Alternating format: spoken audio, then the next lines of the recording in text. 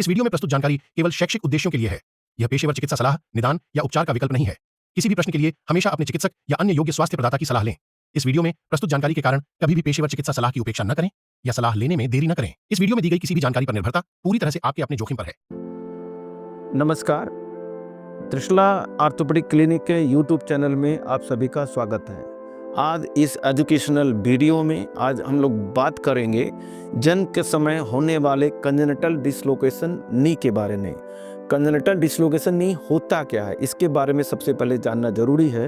एक मॉडल है जिसमें आपको जंघे की हड्डी दिख रही होगी, नीचे पैर की हड्डी, ये पटेला होता है। कंजेनिटल डिसलोकेशन नी में ये जो लेग होता है ये आगे की तरफ चला जाता है और कभी कभी तो इतना हो जाता है कि जो लेग का पोर्शन बहुत आगे चला जाता है और टिबिया के ऊपरी का हिस्सा ये फीमर के नीचे के हिस्से के आगे आ जाता है। तो इसमें थाई की बोन अपनी जगह पे होती है, लेकिन जो लेग की बोन होती है, इसको टिबिया बोलते हैं, वो आगे की तरफ डिसलोकेट हो जाता है या थोड़ा सा हाइपर एक्सटेंशन में रहता है, माने घुटना ऐसे चला जाता है, इस स्थिति में रहता है। इसको हम लोग कंजेनिटल डिसलोकेशन नहीं बोलते हैं।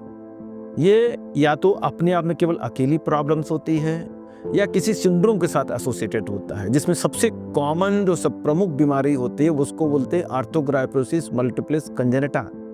उसमें मांसपेशियों में जो स्ट्रक्चर होता, बनावट होती, बहुत अच्छी नहीं होती है, जिसकी वजह से मांसपेशियां आगे की सख्त हो जाती, घुटने को आगे रोक लेता है।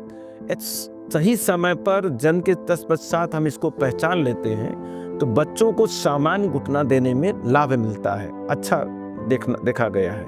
यदि इसी को छोड़ दिया जाए, बच्चे बहुत ज़्यादा बड़े हो जाते हैं, बाद में इनको ठीक करना बहुत मुश्किल हो जाता है। यदि किसी बच्चे को कोई सिंड्रोम्स नहीं है और कोई समस्या नहीं है, इसको एक कंजेनिटल डिसलोकेशन नहीं हो रखा है, जन्म के पश्चात जितनी जल्दी हो हमारे पास आता है, तो इसको रिड्यूस करके और आगे से एक प्लास्टर दिया जाता है और धीरे धीरे इसको जो रिड्यूस करने की टेंडेंसी बढ़ाई जाती है, मतलब 2 से 3 प्लास्टर देने की ज़रूरत पड़ती है।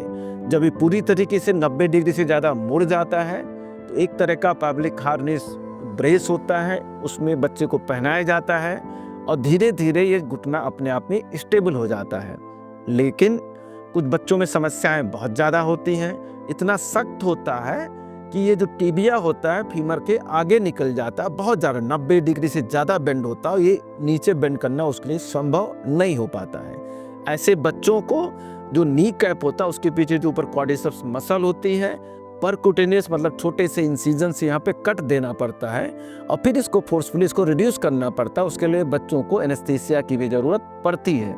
ये तो उसमें रिड्यूस हो जाता है, फिर उसमें प्लास्टर लगा दिया जाता है 2-3 हफ्ते के लिए, एक बार प्लास्टर बदलना पड़ता है, फिर वही पैल्विक हार्नेस देना पड़ता है, फिर कुछ एक्सरसाइजेस करनी पड़ती हैं। लेकिन कुछ बच्चे ऐसे भी होते हैं जिनका शुरू में जानकारी लोगों को नहीं हो पाता है, बहुत लेट आते हैं या अच्छे ढंग से उनका इलाज नहीं हो पाया, तो ये मसल जो क्वाड्रिसेप्स मसल होती है बहुत ज़्यादा शॉर्टनिंग हो जाती है, टिबिया बहुत ऊपर चढ़ जाता है, उसमें बड़े ऑपरेशन की ज़रूरत पड़ती है। क्वाड्रिसेप्स मसल को लंबा करना पड़ता है, जंघे की हड्डी को छोटा करना पड़ता है और ये सब करके तब उसको नी को बेंड कर पाते हैं। लेकिन लेट में करने पे फुल मूवमेंट आना बच्चों में संभव नहीं हो पाता है, केवल 90 डिग्री तक पैर मुड़ जाता है, तो एक अच्छी बात मानी जाती है। और अक्सर ये प्रॉब्लम एएमसी वाले बच्चे में ज़्यादा आता है, जिसकी वीडियो आप लोगों ने पहले इसी चैनल पर देखा होगा। तो आज इस एजुकेशनल वीडियो में बहुत सारे ऐसे बच्चे आपको देखने को मिलेंगे जिसमें कंजेनिटल डिसलोकेशन नहीं था, घुटना आगे की तरफ डिसलोकेट हो गया था, हाइपर एक्सटेंशन में था और उनको इलाज के बाद उनका घुटना कैसे सामान्य हुआ, अपने पैरों पे चलने लगे, मूवमेंट भी अच्छा खासा नॉर्मल आ गया है। तो चलिए आज हम लोग उस वीडियो को देखते हैं, एग्जाम्पल को जो यहाँ पे दिखाई गई है।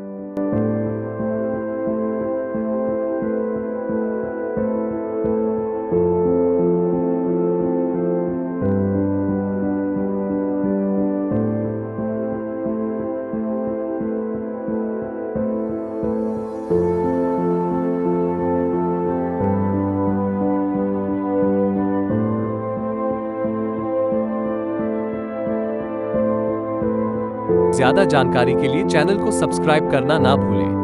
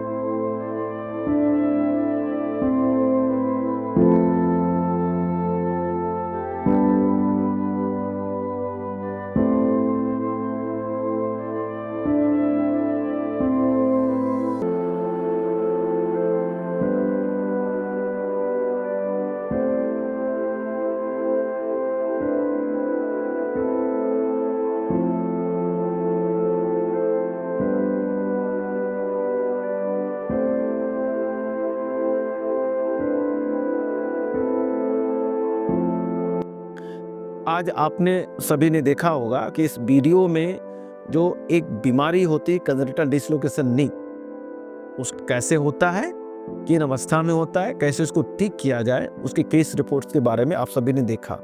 यदि आपकी जानकारी में किसी बच्चे को जन्म के समय ऐसी कोई समस्याएं पैरों में आती हैं तो आपको एक पीडियाट्रिक ऑर्थोपेडिक सर्जन को कंसर्न करना है, जल्द से जल्द उसका इलाज शुरू करना है, तो बच्चों को एक नॉर्मल, एक अच्छा एक उनकी लाइफ दे सकते हैं।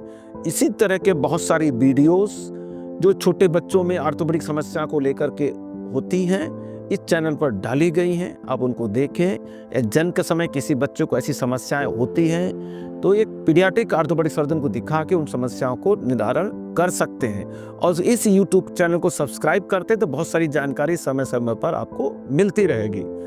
इस यूट्यूब चैनल को देखने के लिए बहुत बहुत धन्यवाद।